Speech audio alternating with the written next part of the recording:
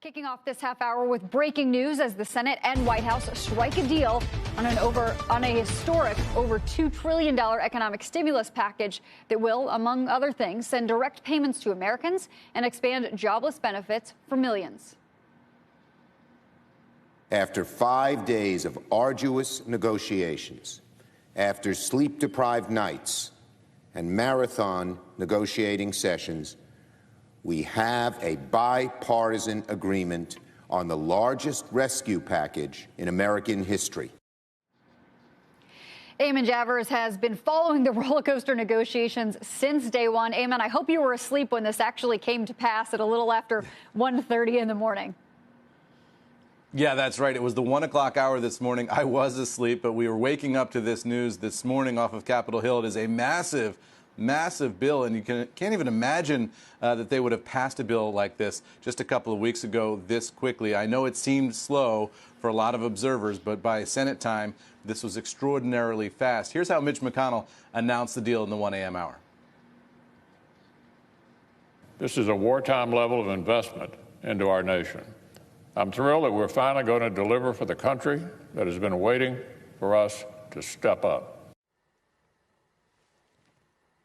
Now, what's in this bill? The main centerpiece that this will really be known for in the American public is direct checks to Americans based on your income level. The checks are going to be for $1,200, we expect, for people making up to $75,000 a year, $2,400 for couples making up to $150,000 a year. There's an additional $500 per child in there.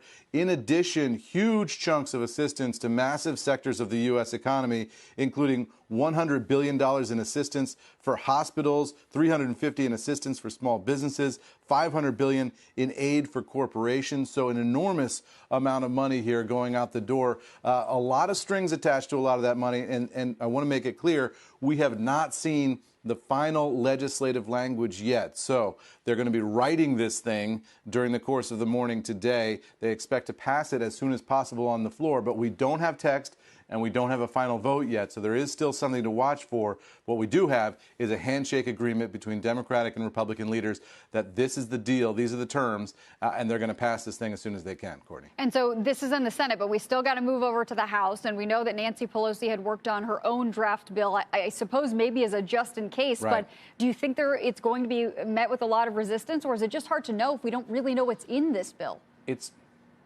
Well, it's going to depend on what's in it and the politics of it, and I think how the leaders sell it to the rank and file during the course of the day today. What Pelosi said on CNBC yesterday is that she could move forward with something called unanimous consent, which is basically everybody agrees that nobody is going to object, and they just pass it by acclamation, in effect, on the House floor. They could take the Senate bill and do just that in the House, and they could do it today if they want to. The problem with that is any one member of Congress who objects can stop that process. If it's not unanimous, it's not unanimous.